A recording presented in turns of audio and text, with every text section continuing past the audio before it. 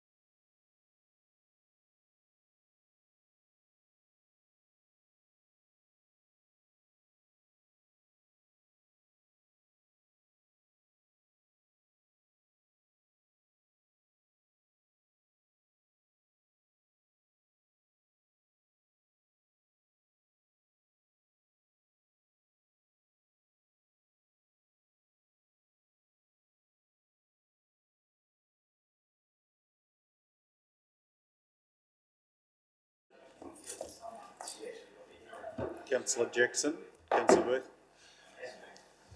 Alrighty, we'll get started. Thank you. Welcome, Malcolm. We won't do introductions. I think you know everyone, so we can probably just get started straight into it. Yeah, thank you.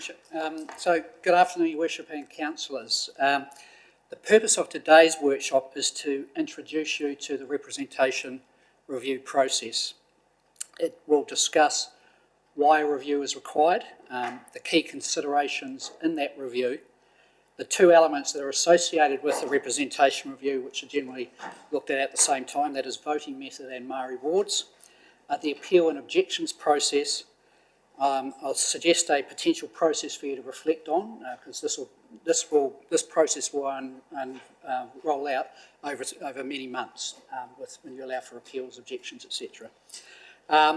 Now, just to be very clear, this is a legally mandated process with public rights of notice and ability for public polls to be required, and for parties to appeal and to object to the Local Government Commission, and from there on points of law to the High Court. So accordingly, process and documentation is important. So up on the screen here, I've got about an hour to run through this. Happy to take questions as we go, but I'll try to stick to that hour. Why has that gone forward? Oh, what's happened there? I've lost some slides.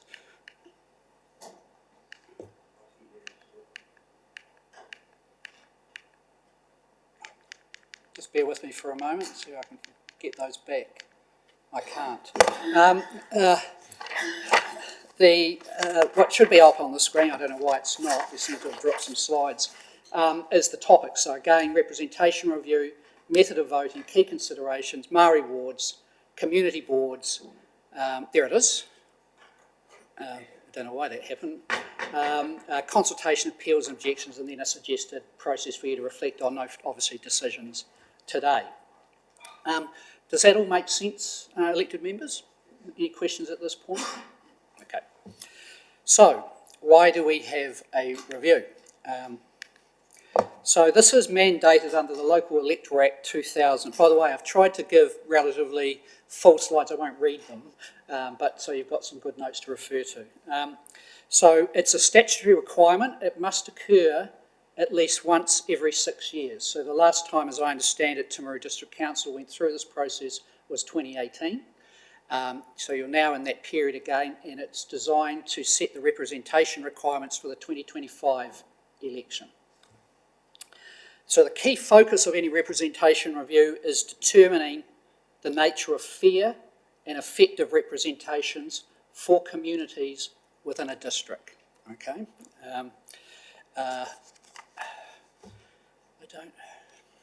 within a district.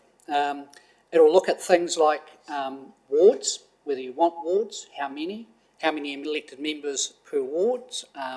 It will look at whether you want at-large representation or not, or a mix. You can have a mix. It'll look at boundaries of wards, driven by generally what is known as the plus or minus 10% rule, which I will get to. And then also the number of elected members per se, which goes to fair and effective representation. It also considers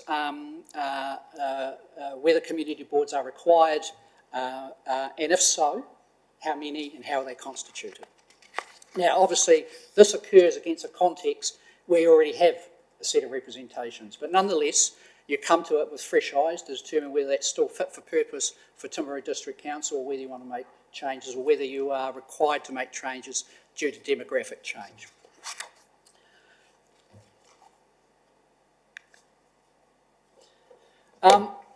Generally, though not formally part of representation review per se, what is usually considered at the same time is the method of voting for elections at the local level. There are two choices.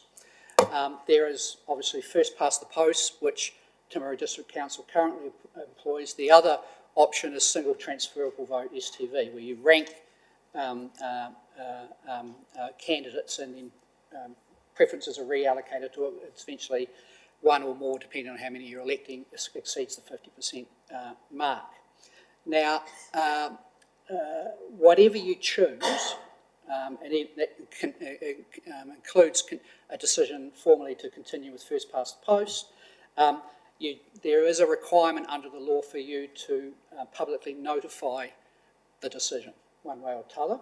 The reason for that, and that must be done, there are timeframes set for that, so if you wanted to change for the sake of argument, you must do so for it to apply to the 2025 election by the 12th of September, next month. Then the public notification must occur by the 19th of September. At that point, the electors in a district can decide if they get the sufficient numbers to call for a poll on that. The threshold to meet that is 5%. So 5% of those on the roll call for a poll to determine what the voting method could do, and the 5% are obviously genuine voters registered. Then that would trigger a poll. If that were to occur, so a scenario that might occur, council decides to reaffirm first past the post. Publicly notify that decision. 5% or more of the electors decide they'd rather have a poll on it because they prefer a single transferable vote, then that would then occur, and the poll would then occur no later than the 14th of March next year to apply to the 2025 election. It would be, the poll itself would be based on first past the post. So that's how that would roll. But the key point being there that while it's a council decision, it is subject to that poll requirement. So what are the key considerations in a representation review? The key one is set out in section 19V of the Local Electoral Act. I've referred to as fair and effective representation. The Act requires three broad matters for you to consider. The first being community. I'll deal with each of these in subsequent slides. The first being communities of interest. What are those communities of interest within your district? What will deliver effective representation of those defined communities of interest? And then how is that representation fairly allocated? The key criterion being there that votes should be of equal weight within a 10% threshold.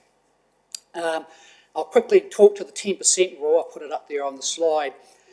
The council and indeed the Local Government Commission, because ultimately they're the arbiter of any appeals or objections, must ensure that if you go the ward way, the population of the ward divided by, it's a mathematical calculation, divided by the number of electors by that ward, people elected by that ward, produces a figure of no more or less than 10% of the average. And I'll show you that in a slide later on about how that rolls, both how it was in 2018 and also how the Local Government Commission have assessed it and published Excel spreadsheets which has been sent to officers based on 2018 census data, but extended through demographic change to 2022. We don't yet have the 2023 census data, though I understand that may come around March next year. So the difficulty with that is it potentially comes right in the middle of your allocation, so numbers could change.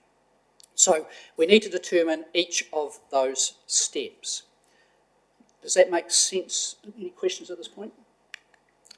So what is a community of interest for you to consider? Now, obviously, you've considered this in the past.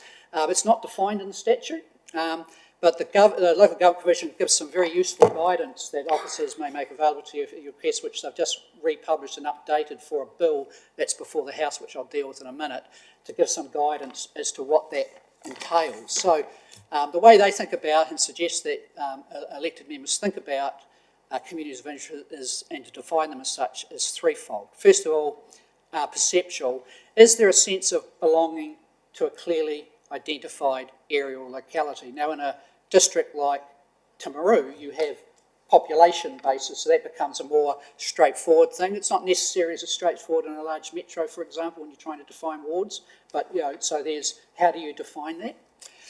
Functional, the ability to meet with reasonable economy the community's requirement for comprehensive physical and human services. Again, in a provincial sector council like Timaru, that may be more straightforward than others. And of course, the political aspect, the ability of the elected body to represent those defined community of interest and reconcile the conflicts of its members through democratic participation. The key point why you're asked to look at this is because communities of interest can change over time. Okay, so you don't want to be locked into a 1953 view of the world when we're now in 2023. So that's why that 6-year window comes along, causes you to refresh and look at that. And so you get to retest that. Are they the same? Are they changed? If they're changed, is that significant? And if it's significant, how does that be reflected in representation?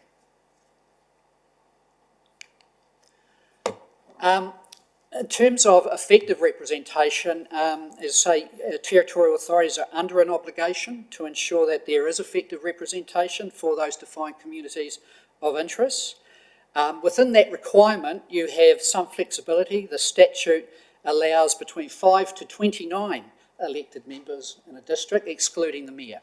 Okay, I think you're at 9, I believe, at the moment, but your room for manoeuvre is 5 to 29. I'm not aware that anyone has 29, but Auckland, I think, is at 22, I think. Yeah, something like that.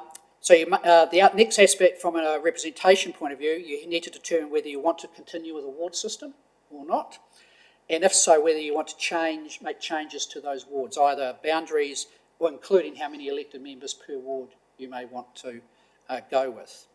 You may also want to consider, because for the sake of argument, there's been demographic change, whatever, maybe one reason, to move it to an at-large type approach. And by at-large I mean everyone in a defined area votes for the person. So I believe Dunedin City Council operates at large. There's no ward system.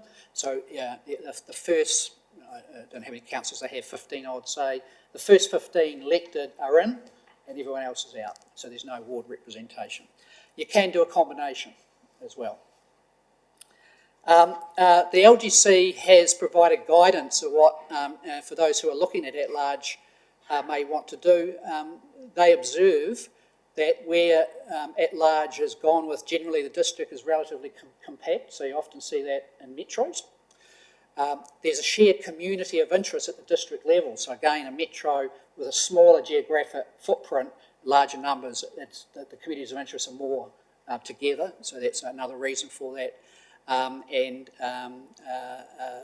They are spread across the district rather than being geographically distinct. So you haven't got townships, generally. Those are just guidelines and observations of the Commission, they're not directives. So it's a matter you have to turn your mind to. Again, if you do want to continue with the ward system, you need to also consider the respective merits of single member versus multi-member wards, and you have a combination of both in Timaru at the moment.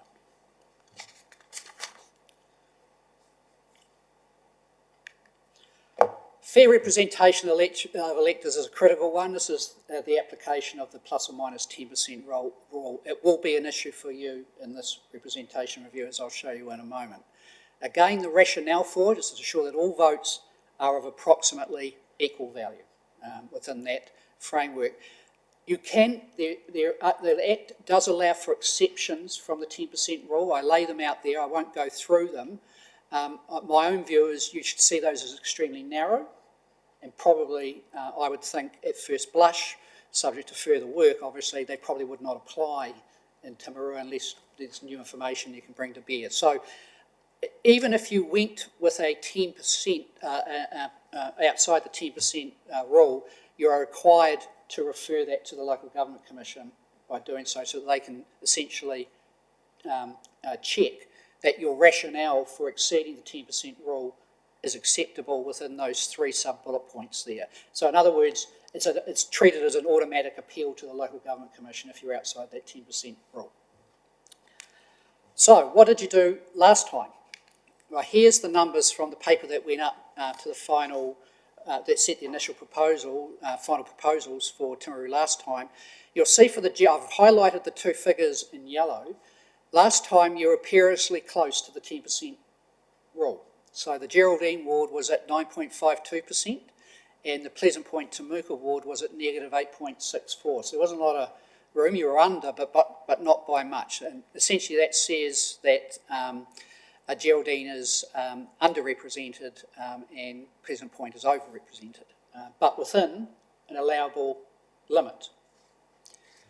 As I said earlier, the Local Government Commission has calculated for every territorial and regional authority and unitary that some initial numbers based on the 2018 census, which that was based on, but allowing for updated numbers as at 2022. Bearing in mind we do have a census at large at the moment.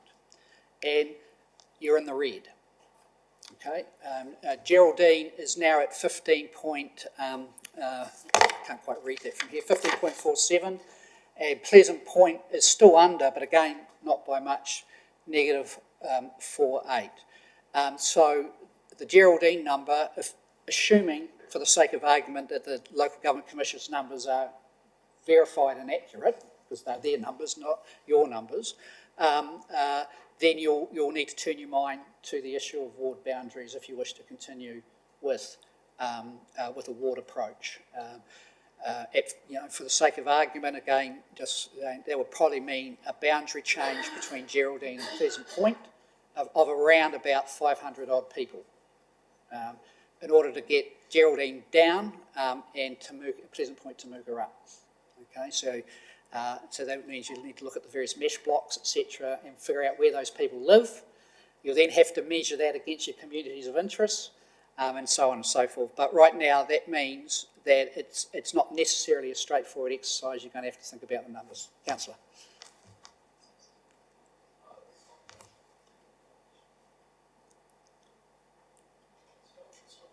Yeah, 100 miles away. Zoom. I was looking at Zoom. Where's Stacey? Hi, Stacey. Simplistically, though, we could combine the two, Yeah. and then be spot on those numbers, Yes, rather than cutting in and out. So, Geraldine, Tamooga, and Pleasant Point could have three within those boundaries, couldn't they? That's correct, Councillor. There are a number of permutations. For example, if you went to at large, this is not relevant. Yeah, no, correct. But Yeah. within that, I'm just saying, Yes. rather than try and find a settlement with 500 people that might not want to move.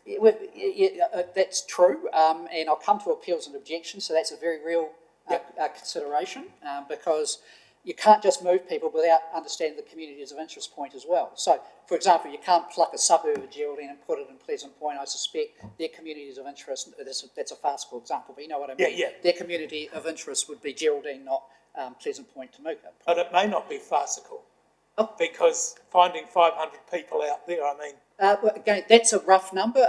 You could probably bring it in, 300 odd. It depends on how it moves. Yeah. But because those are the boards that that join each other, that you could do it that way. It sort of depends on what are known as mesh blocks, where for the census you work out where everyone is. It could be done.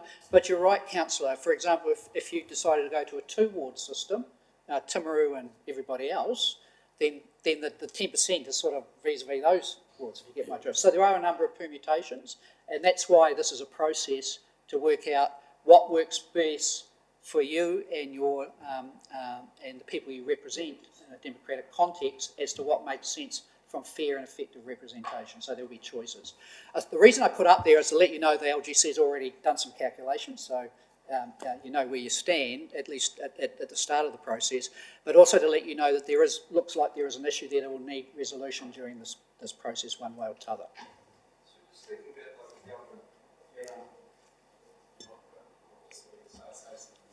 Sorry, Stacey.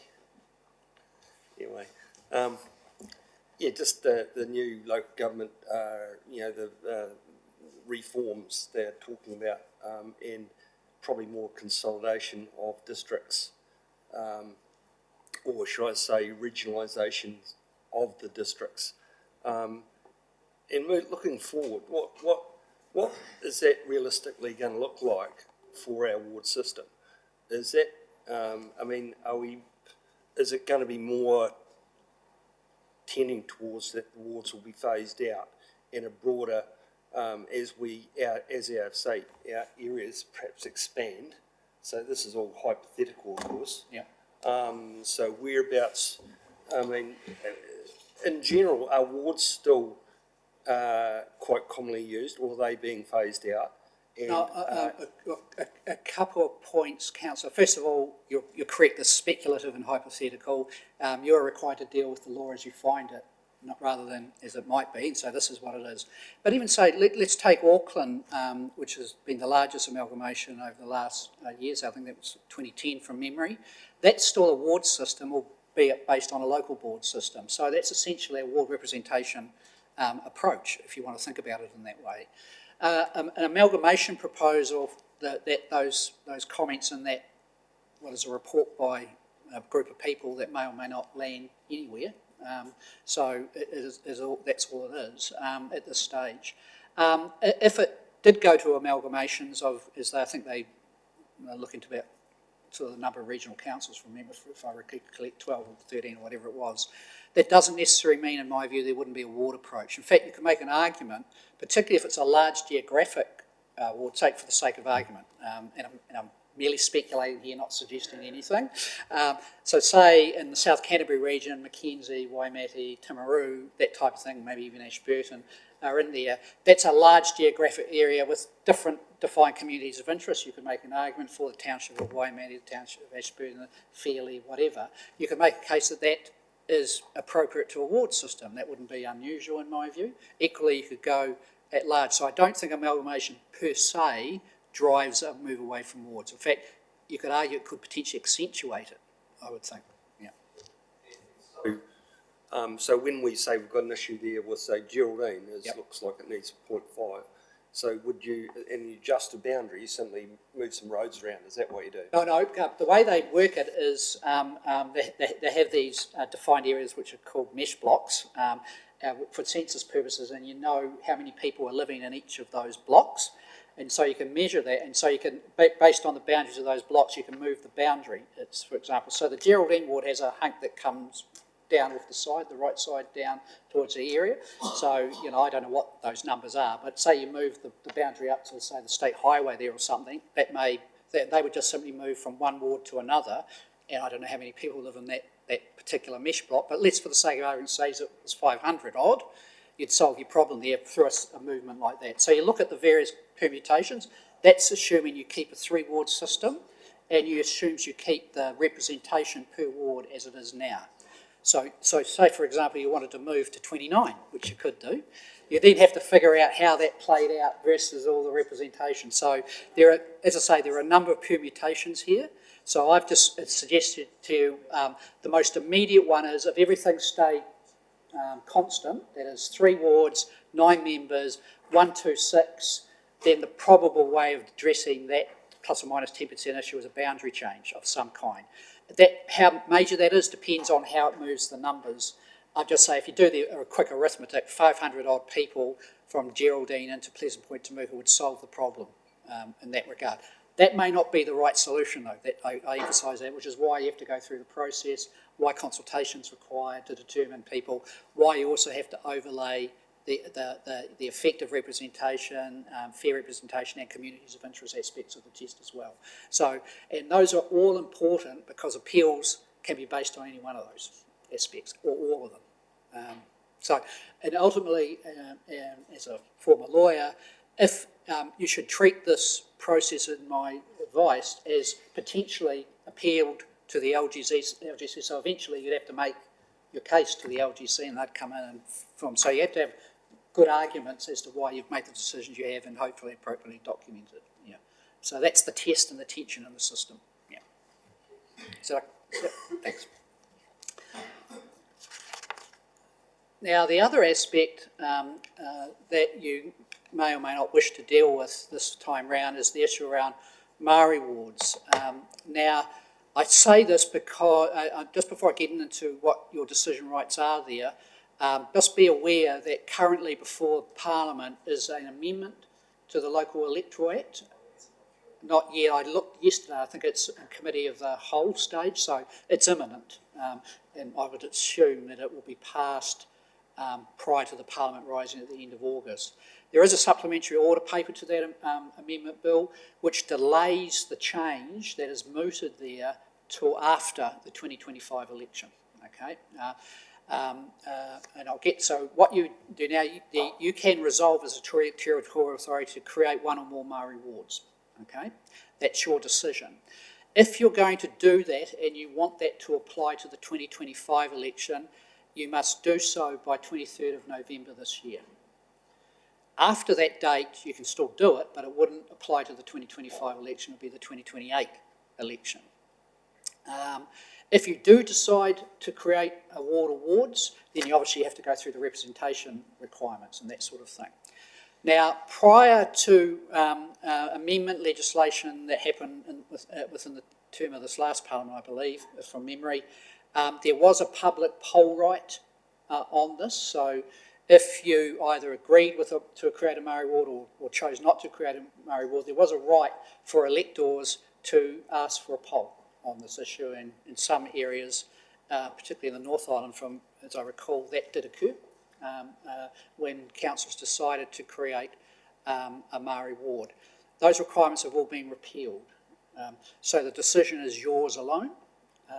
There is no right of appeal to the Local Government Commission, and neither is there a public poll. So if you create one, that's the decision. Okay. Now counterpoint that with the new potential new requirements should they pass Parliament, but would apply for, beyond 2025. You would, under that requirement, you would have an active requirement to consider the matter, rather than reactive or passive, and you would be actively required to engage with Māori and other communities of interest before deciding. But that does not apply yet, unless it applies in the general consultative law. So right now, it's your decision, subject to any consultation requirements you may feel appropriate for Timaru District Council. But it is your decision alone. You are required to consider, if you're going to look at Maori wards, you are required to consider in the context of a representation review because of the thing. So that is a decision for you to take. As I said earlier, community boards are also within the ambit of this representation review. The decision points are relatively straightforward in my view. First of all, do you want community boards? If you have community boards, do you wish them to continue? In some areas of the country, that's an active debate. If you do want community boards, or even if you want to continue with the ones that you have, is their community of interest the same or changed? Look at that. So, and so the list of questions is essentially summarised in that second main bullet point. So you just have to go through that process as well. I understand you've got 3 at the moment from memory. Yep. Now, again, this is all subject to consultation, appeals and objections. You need to be aware of this because this is the tension in the system to keep everyone honest, essentially. The way the Act works is that you are required to come up with what is known as an initial proposal. Okay, this is how we want to roll with our representation review in this time round, and you then publicly notify that initial proposal. That then activates a public consultation process where people can submit on it. You may want to deal with submissions on the papers, you may want to do hearings or something like that, but there's a submission process. Following that process, you then move to a final proposal, and that is also publicly notified. Now, there are, and that's the one that would be set in stone subject to LGC review, if any. There are 2 things, appeals and objections, so what's the difference?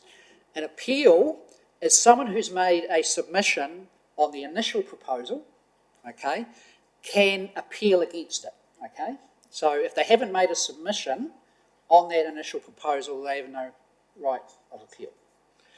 A objection is that having looked at the submissions, you alter or amend your initial proposal, then any organisation that's submitted on the initial proposal can then lodge an objection to the final proposal. Why was that important? Well, they might have said, I love your initial proposal, keep with that. You then change it because you've had other submissions. They say, well, hold on. Now we haven't got an appeal right anymore, we have an objection right. Okay. So both of those would then go to the LGC, the Local Government Commission. The Territorial Authority has an obligation to forward those appeals and objections once it receives them as soon as possible. The process is then with the Commission, and it has no, for this current triennium, it must you must get to them by no later than the 15th of January 2025, which you can see why this is a potentially longish process. And then they must decide by the 10th of April in 2025 in advance of the election, which is mid-October 2025. And then, whether you've got wards at large, how they're composed, the people would know and be able to start forming their views about how they wish to vote, and so on and so forth. So that's the appeal. Now, there is the ability to appeal points of law from a commission determination to the High Court. So be aware of that as well. So I've set out here a suggested or indicative council process. Obviously, you'll need to get formal advice from officers about your permutations, but this is just to give you a sense of how it potentially could roll, and also to give you a sense of the sort of timeline, which I'm sure officers will give you in a more substantive formal council paper in the next week or so. So voting method. So again, you've basically got between now and the 12th of September to decide what you want to do. Particularly if you want to change, that's your window. If you don't want to change, that's fine. But the point being, whatever you decide to do, you do have to publicly notify that decision. So my personal view is an active decision to do one or t'other is helpful. I wish to retain FPP, I wish to change to STV, it's helpful, and then you notify that to the public. If anyone who takes objects to your decision on the method of voting haven't a period to get their 5% threshold to call for a poll, and if the poll happens, then it goes to a vote, a referendum essentially, no later than the 14th of March, and that's that. So that's your first set of decisions.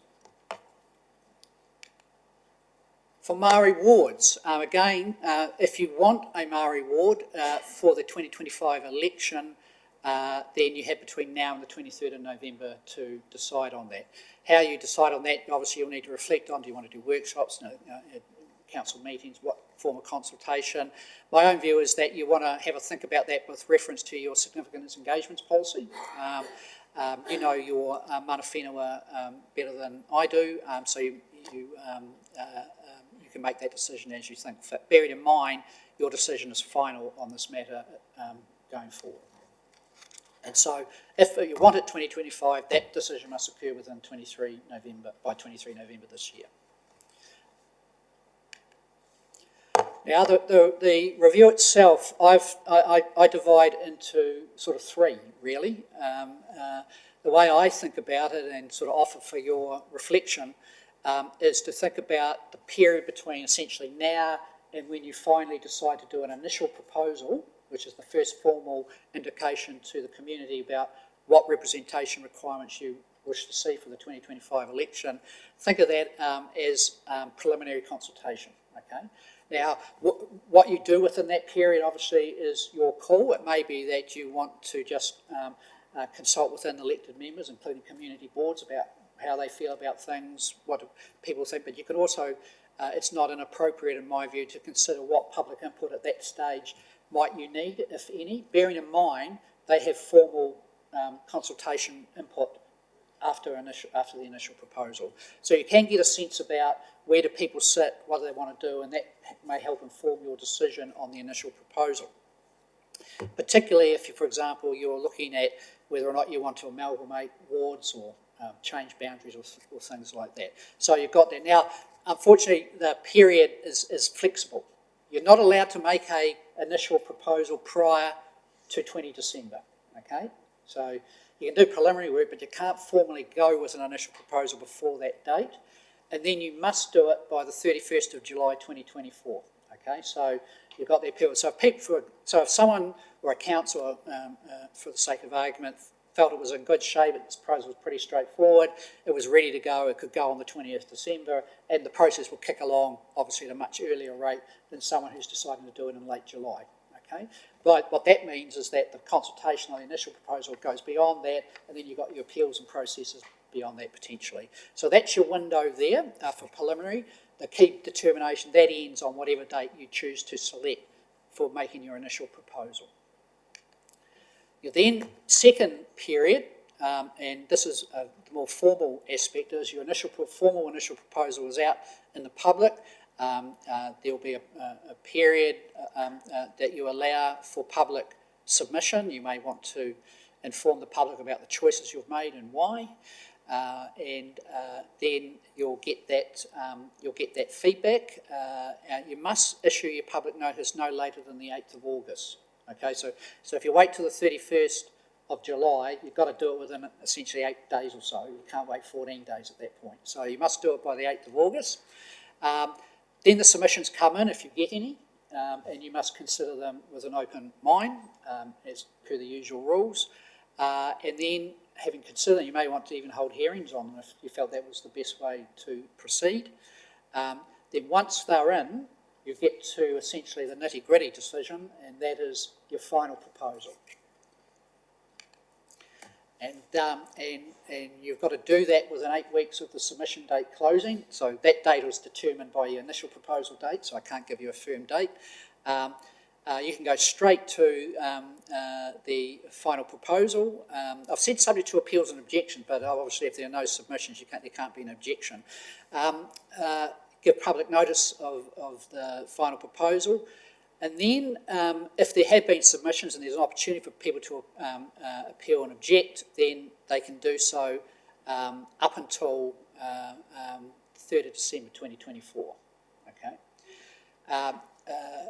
If there are no appeals and objections, then the proposal is final, and that'll be what applies for the 2025 election, and you have to obviously give public notice of that fact.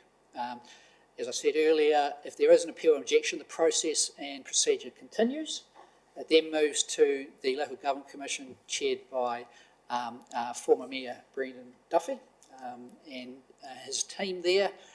They would likely come down here, hold hearings and that sort of thing. So it's a formal quasi-judicial process. They are themselves required to determine no later than 1 April. Now, bearing in mind, just the other thing to bear, if you made a decision to allow for representation that exceeds the 10% rule, even if there's no appeals of that, that is an automatic appeal to the LGC anyway, because the starting position is 10% is not fair representation unless you're within the exception. So just bear in mind. Let's assume that's not the case, then it would simply be whether there's appeals or objections. They are required by April. Then, as I said earlier, there's a potential High Court appeal on points of law, which is quite a narrow point. It's not a question of fact. It's a question of, has someone interpreted the law correctly? So it's far more narrow than a broad appeal per se. At that point, the decision is final. I obviously can't tell when a High Court will make a decision, but given that this is a narrow point on points of law and it applies to the 2025 election, you expect the High Court to give this some priority to resolve the matter one way or the other. So that, councillors, is the process.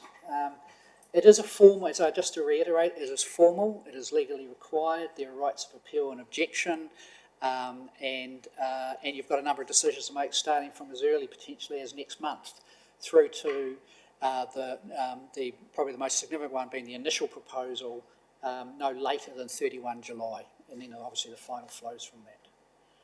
Does that make sense, councillors, or have I gone too fast? There's a lot of, this is why this is being phrased as an introduction. I've made the slides as fulsome as I can, at least from a briefing notes point of view, so you don't have to read the Act, and then you're better able to seek the appropriate advice you feel is required from officers on this, but I'm happy to take any other questions.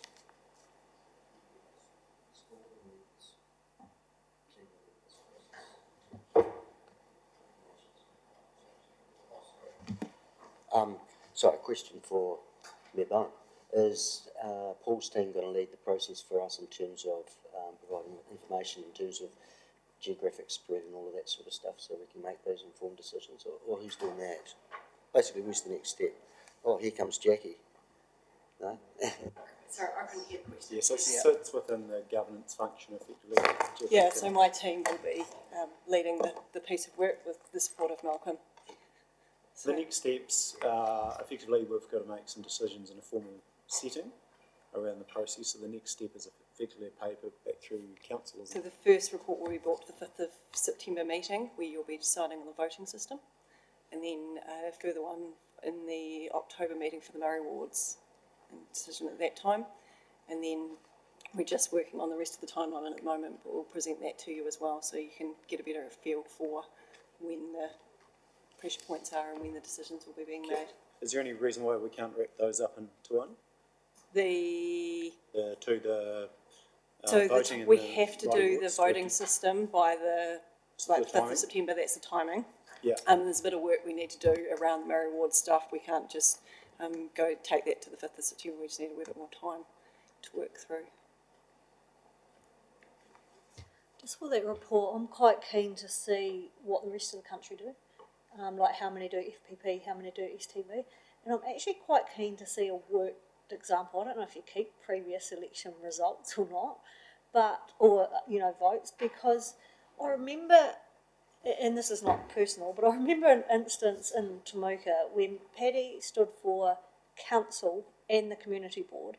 So then all his votes got discounted on the community board, and I feel like because of the numbers involved, I think that had a dramatic effect on who got elected and who didn't. And if it was STV, we would have had a different outcome, because effectively all those people who voted for him, that vote never counted. And so I'm quite keen to fully understand working examples of first past the post and STV. They're two. Council, we should use hypothetical examples. Council, I'm not even sure if we keep the ballots, but ballots are cast secretly. We should, so even I'd have to check that. But I think but a far better way to go is it would give you a worked example of how it might alter, rather than a sort of run an election. If you get my drift, yeah. I can help you out, Michelle. According to Invercargill, 15 councils use STV and the Board of Fonterra. Yes, I know. I know, and you learn that if you don't want somebody on there, don't give them any number. But it would still be good to have that information. I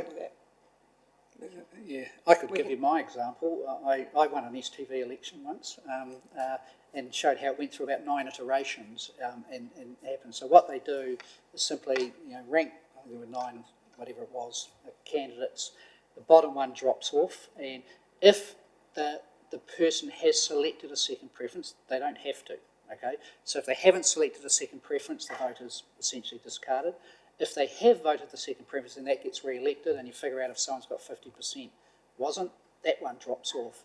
And those votes are then reallocated accordingly. Some people, if there were 9 candidates, will go 1, 2, 3, 4, 5, 6, 7, 8, 9. Some will go 1, because they don't want to vote for anybody else. And if you vote 1, you can't vote for anybody else, if you see what I mean. And that's how it works. So we can give you examples like that. But then vis-a-vis FPP, it's going to be difficult, council, because of course, we could say that on a pool of 1,000 people, person 1 gets 501 votes would win on FPP, but you could construct an STV model where the other 8 have an agreement amongst themselves that they will allocate each other's preferences. That's not unheard of, and so that person who would win on FPP gets no second preferences. So someone else will get elected potentially, if you see what I mean. So you can run it in a number of different ways. It will be difficult. So a lot of it comes down to how people feel, this is my personal view, how people feel which system gives better representation rights. And a good example of how that can play out is, if I recall correctly, the Wellington city election, which is STV, where the city mayor, then Kerry Prendergast, won on the first iteration against Celia Wade-Brown, who had been subsequently mayor. Celia Wade-Brown picked up all the second preferences, essentially, and on the second iteration got the majority, mainly because the Labour Greens matched each other, if you get my drift. So Mayor Prendergast won on the first, lost on the second because of STV. If it had been FPP, she would have won on the basis because the Labour Green, because it's a party thing in Wellington, would have split. cancel each other out, if you get my drift. So it's hard to to run it because it depends on people's preferences, how they think about it. Yeah, so I guess the fundamental thing through this whole thing is what are the outcomes we're looking for? And if we start with that rather than what Yes. is it, you know, And they it comes they back are to that. very but I think, clear. yeah, I know, and we think we need to be very clear about that, because in that example you just gave, you might say it's not fair, but then you end up with the mayor that most people are okay with, for want of a better word. It is. I mean, that's Yeah. it's a very valid and fair way of electing people. The Australian system, if memory serves me right, that's how Australian elections are conducted as STV. I believe when the Royal Commission, again, I need to check this as a subject to verification. When the Royal Commission that looked at the method of voting back in the early 90s, late 80s, whenever it was, and they recommended MEP, their second preference was STV. And it's interesting in the local government context, MEP is not an option. It's STV versus FPP. The things you must address and focus are those three at the bottom: communities of interest, effective representation, and fair representation. Now, the method of voting is not per se part of the formal representation review, but it's often looked at as part of that, sort of the first step, because then you know what you're dealing with, type thing. So it's really a judgment call. The panel on local government that's just reported, I think they're recommending a move to STV. You know, there are plus and minuses that I have heard. You know, FPP is very clear to many people. I know what I'm doing. I'm voting for this person. If they get the majority of votes, they win. So it's very clear and has been known. Others think that STV is a better reflector of it, and so it simply comes down to what is your view. However, once you go to STV, that's it essentially. The government of the day may choose to pick it up and make everyone use STV, but maybe not. At the moment, you have a choice. Part of it is the education around it, though, isn't it? People don't understand, and that's the challenge. That is the big challenge, Your Worship. Even with MEP, you can still argue today people don't understand that. That's been in place for 30 years. So that's the thing. What may look good in theory on a piece of paper, it's a real difference to how people think about it and they come today. So there's that aspect to it. Some would argue the longer you do it, the people learn. But when we, as a Wellington voter, particularly when we were doing district health boards, our thing was that thick, and we had to, rank everybody. And with the health board ones, you could be ranking up to 25 people, so it wasn't straightforward. Yeah, and I don't actually have a preference. I agree STV is very complicated, but I want to make sure we're making a decision based on outcomes for our communities. Yep. And that's why I think it's important to think of these different scenarios and how it might have a different outcome based on different scenarios. I mean, we can certainly try, but again, they'll be theoretical and hypothetical, if you get my drift, yeah. Ultimately, we never know how people think when they're in the secrecy of the ballot box, and that's as it should be, in my personal view. Yeah. There's probably a good example in Dunedin, the mayor, time before. I don't think anyone expected him to get in, even himself, but through, and that might have been an education thing, but through STV he did rise to the top. So, yes. So theirs is quite, with an at-large approach and an STV approach, you can imagine how many rankings that go on and how many iterations it takes to get people elected. So, but that's just the cost of doing business if you choose STV essentially. The key point being it is your choice subject to the public poll requirement. Yeah. Probably a question for you, Nigel. How do you decide on community boards, like, a horse drawn up in the horse and cart, like the rugby unions, and things go past that? How do you decide? I guess I'd say whether Pleasant Point still needs to maintain a community board. Do you judge it on how many meetings they have, what the reflection is? Type scenario. I'm interested in that. And I am interested in how we get 500 people. Is that just looking at a map? Because someone's got to make a decision to start with, to start the discussion, don't they? You're right, Councillor. Two things. Those are different things. So the 500 relates to the wards and councillor election, not the community board. And it may not be 500. We just pluck that as a number that on the face of it would do the business. But that's subject to communities of interest assessment, etc. The community board is essentially, do you feel, and does the community feel that a board is warranted and they need that extra level of representation? Again, you'll see around the country, in my experience, there's pluses and minuses. Some have gone away from community boards, some have accentuated community boards. Thames Coromandel in particular has a substantial system of community board representation. They do substantial delegation down from council, or at least used to their community boards. So in other words, there are different models and it's driven generally by the wants and needs and wishes of the communities themselves, subject to your judgment and decision as elected members. And there again, I think the challenge is once you remove that democracy, it's hard to put it back. And I think, the sort of the journey we've been trying to travel on the last sort of 3.5 years is actually to get more empower them, that democracy at their local level. So, but it's an interesting point, but probably a decision for those communities, isn't it? And there again, I mean, if you were to merge one, what outcomes would a Temuka Point joint board versus a separate point board, to your point, deliver for that community? But there again, I think it would be interesting if you put those up. Would the people in Point want to join a joint board? No.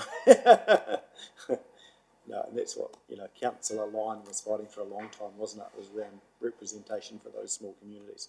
But, the same argument would be, Pauriora doesn't have representation, so, apart from Councillor Parker and myself.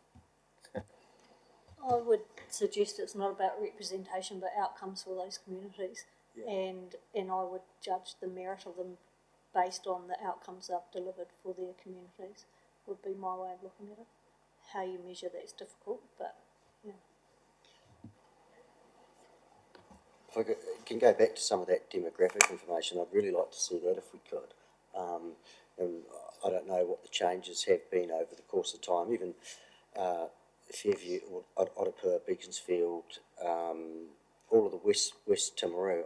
I'd love to see the spread of all of that, and likewise see down the likes, especially all around the rural part of the district. Just like to see it so we can make most informed decisions. That's absolutely as it should be, Councillor. That, as I say, is based on the actual 2018. That was your last time round. Just to emphasise, this is the Commission's estimates of change. They may or may not be valid. So they've suggested you've gone up, you've gone from 47,090 people, and they've estimated you've gone up to 48,480. I don't know, I haven't checked whether that's a valid number or fair. It may be that you've, for the sake of argument, had 10% growth, and which means, I keep pushing the wrong button, which means that on 10% growth you'd be well over 50,000, not 48 type thing. So we need to verify those numbers. We've got the data from, obviously from 2018, we looked at that this morning. We then need to do an assessment of demographic change since that last date. And then we have the fact that we've got the 2023 census out there. It's going through some issues, as I understand it. It's about 90% or something, which means, based on last time, they're going to have to extrapolate to fill gaps in. So that apparently we understood First lot released in March next year, which is right bang in your middle of your initial proposal stage. So the risk that we have to manage or understand better, maybe we need to go and talk with stats, is that first tranche of census data going to impact on representation assessment? Yes or no? If yes, how quickly and early can we see it so we can make a judgment against the plus or minus 10% rule, depending on how you want to think about wards? So there's a number of permutations going on here. Yeah, there are, but I'm talking, we're, even from our own rating database. For example, the Pleasant Point Temuka ward doesn't take in C-Down, but it takes in an area of levels that is, around the airport and the likes. I'd love to look at who lives where, and have we actually got the communities of interest right? I was at Cannington School last week. I'm now getting about 45 minutes away from the end of our ward to visit them, and it actually goes all the way up to Tyco. So I think the timing would be good, just to have a good look at What's where? Thank you, Councillor. My recommendation to Jackie and her team would be to run a workshop with you, showing you how that data goes. I saw a bit of it this morning. So it's quite granular. You can go right down into these mesh blocks around town. It gives you a real sense of how it breaks out, so that level of specificity is there. But it's probably better seen in real time on a screen as it's played around with. So that's available, yes.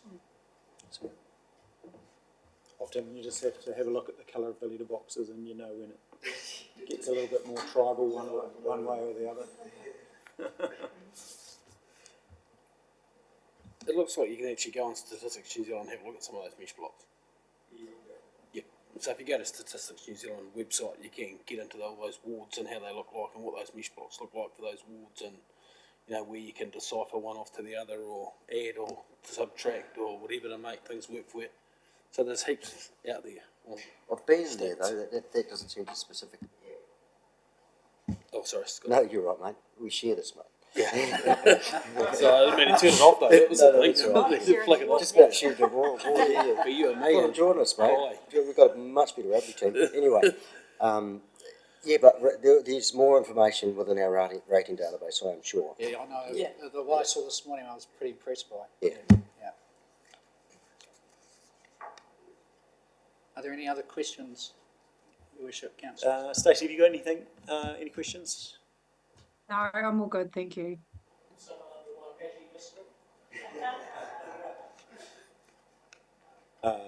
Ellen?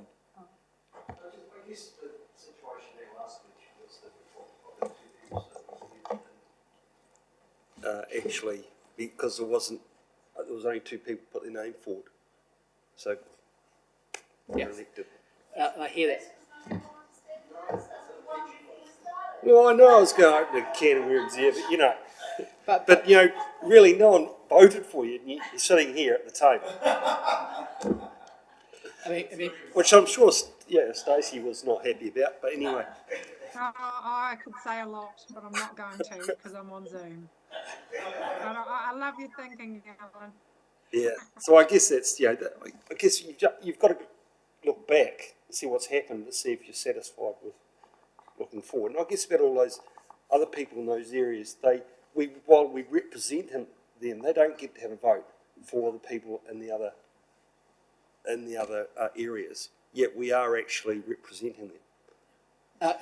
when you once you're elected councillor and you take your oath of office, that's quite correct. You're there to represent the district as a whole. Once you're there, but the way that to ensure effective representation of the district and the community's interests is potentially through a ward system or not, or a combination. But you're quite correct. Once you're elected and you take that oath is acting in the best interest of the district as a whole. Yeah. And to go back, not the last one, but the one before, there was some pretty good debate in the chambers because there was some Timaru-led wanting to make it all of district. And there was a lot of fight in the wards around keeping the wards. So that debate was, sort of had some, still recent history, and there was a lot of unhappy people in the wards if you were to just make it all of one. And it was likely in our sort of situation that you would just have representation largely from Timaru, and so you would lose that if you had one. You may recall when I presented, and Lawrence, you and I presented to elected members after the election, a sort of introduction, the key difference was the difference between the word representative and the difference of the word delegate. Okay? You're not a delegate of the ward, you're a representative. And you're required to bring your own judgment to the issues before you, and so that's the difference. Yes, you might come from a distinct geographical area if you go with a ward, but once there, you use your own judgment to make the decisions in the interests of the community as a whole. Yeah. It's interesting, and taking Alan's point, and the point I think you brought up, Scotty, I know people in levels that say, why the hell aren't we voting for the Timaru ward? I don't go to Temuka, I have nothing to do with it, but I've been stuck by some arbitrary boundary. But now they have the opportunity to input on that. So this is their opportunity. If they Understand that, but Yeah. I'm just, Yep. the defence of the wards is great, but not everyone will agree with that either. Yeah, That's my point. the very nature of wards is a line has to be drawn somewhere. And the determining factor for that line is that plus or minus 10% rule. Yeah. And so that sort of goes to, do I want wards? And if so, how many? But once done, you apply the plus or minus 10% and then you reach a decision. And if they're not happy with it, this process allows for them to lodge a submission, and if they're really unhappy with it, an appeal and objections. But ultimately, it comes down to your judgment, subject to LGC, as to what meets those tests of those three requirements they had up on the board earlier. By the very nature of democracy, not everyone's always going to be happy. Can we have, so as we're not reinventing the wheel, the proposal that was put out last time? Yes. Well, I mean, we know what the outcome was, and a summary of the feedback. Yes, 'Cause that's all there. I was just Googling the ward map and came up with an article where Geraldine were out of here because they didn't like the proposal, so it'd be quite good to have that as background information. But you can see it was a fine line call there, 9.52 last time. So that, yeah. No, sorry, I'm talking about was one of the initial proposals get rid of the wards, and if so, what was the feedback There's only from one. the community? Yeah. Yeah, there's only one initial proposal, which is falling out. Almost certainly, unless there was a substantial change between initial and final, it would have been the ward system. What you'll be looking at, and you'll need to check, Jackie, is the preliminary consultation work before then about, do I want wards and how many? But there will be just one initial proposal, and I'm pretty certain it probably was a ward. Maybe it's a preliminary consultation, be good to see that and the feedback on it, Yeah, because we can have a look. just by glancing at that news article, there was obviously quite a lot of pushback on whatever was discussed. Yeah. What date was that though? Was that going back to? I was just Googling maps and Yeah, it came I up. think it's probably the time before, and it was driven by Timaru, as opposed to it was when there was Team Timaru. Yeah. Yeah, so Oh, yeah, rather than driven by the wards. If it was driven by the wards, yeah.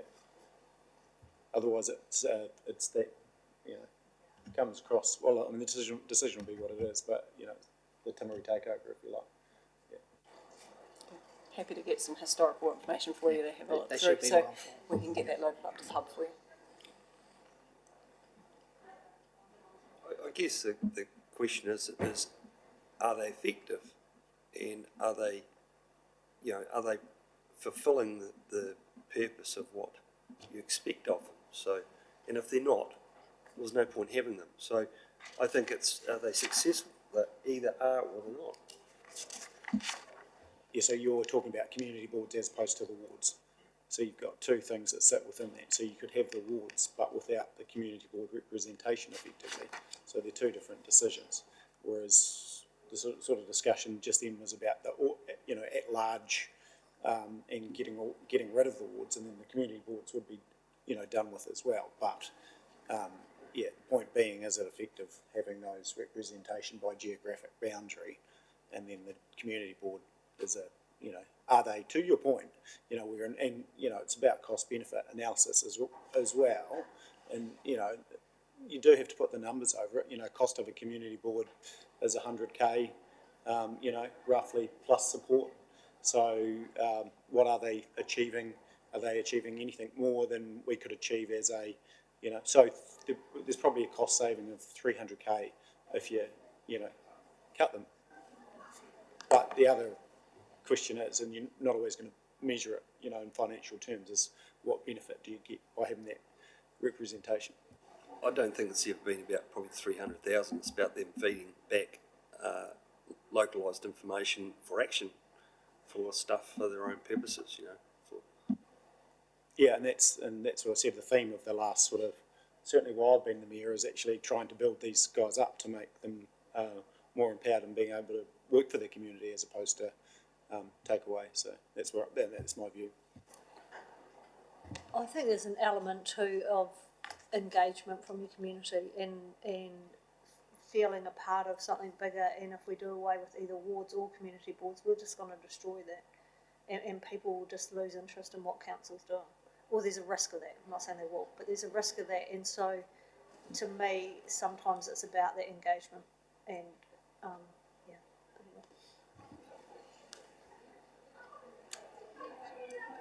Is that all the questions you have? Yeah, I think so. That's good though. Good discussion.